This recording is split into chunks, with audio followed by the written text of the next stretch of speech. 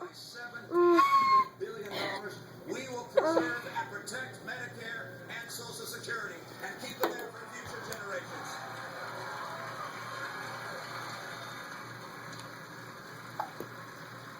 You get it. President, healthcare has only become more expensive. Oh.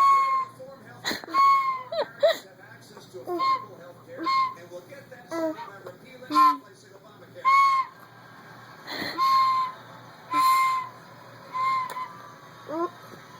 How does it do? Don't choke on it, buddy. The president's campaign